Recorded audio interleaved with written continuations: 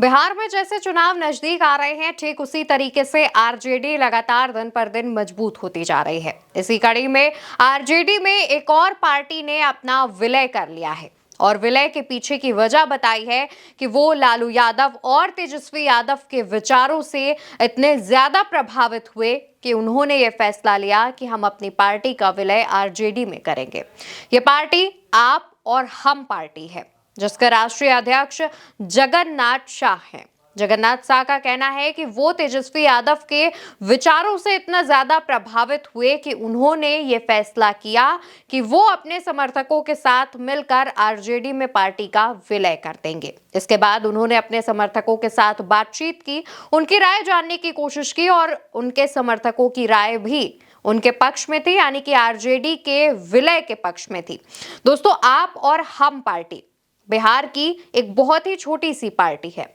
इसका बहुत प्रभुत्व नहीं है, बहुत ज्यादा जो इम्पैक्ट है वो बिहार की पूरी जनता पर नहीं है। ये कुछ क्षेत्रों में पकड़ रखते हैं, इनका वोट बैंक भी बाकी बड़ी पार्टियों के मुकाबले मजबूत नहीं है, लेकिन ये छोटी छोटी पार्टियां ही बिहार के आम लोगों के बीच उपस्थित रहती हैं, मजबूत रहती हैं और इनका भले ही वोट प्रतिशत बहुत ज्यादा ना हो, लेकिन ये प्रभाव रखती हैं।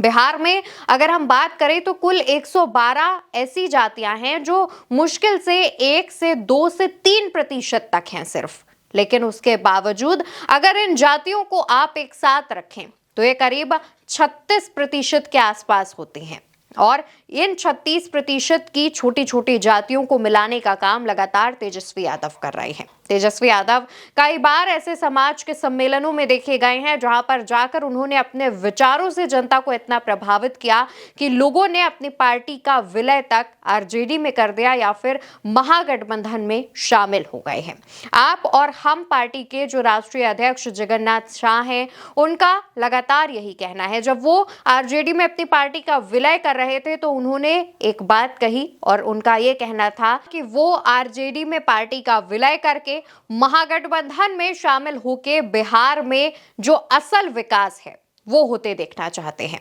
उनका कहना था कि तेजस्वी यादव के 17 महीने के कार्यकाल में बिहार में जो काम हुए हैं वो हम और ज्यादा समय के लिए जो है वो देखना चाहते हैं और इस वजह से वो ये चाहते हैं कि 2025 में जब विधानसभा चुनाव हो तो बिहार में महागठबंधन जीते और इसके लिए वो भी मेहनत करेंगे अपने समर्थकों के साथ मिलकर। आप और हम पार्टी का जब आरजेडी में विलय हुआ तो आरजेडी की तरफ से प्रदेश अध्यक्ष मंगनी लाल मंडल भी उस वक्त वहां उपस्थित थे। मंगनी लाल मंडल ने ही तमाम लोगों को आरजेडी की सदस्यता दिलाई और साथ ही ये भी कहा कि जैसे जैसे चुनाव नजदीक आ रहे हैं आप जनता के बीच जाइए और अपनी पकड़ मजबूत कीजिए, आरजेडी की पकड़ मजबूत कीजिए और साथ ही आरजेडी को हर घर तक, आरजेडी के विचारों को हर घर तक पहुंचाइए। दोस्तों, आप भी देख रहे हैं जिस तरीके से बिहार में जैसे जैसे चुनाव नजदीक आ रहे हैं तमाम दल अपनी अपनी तैयारियों में जुट गए हैं और इसी कड़ी में तेजस्वी यादव भी लगातार कई क्षेत्रों का दौरा कर रहे हैं,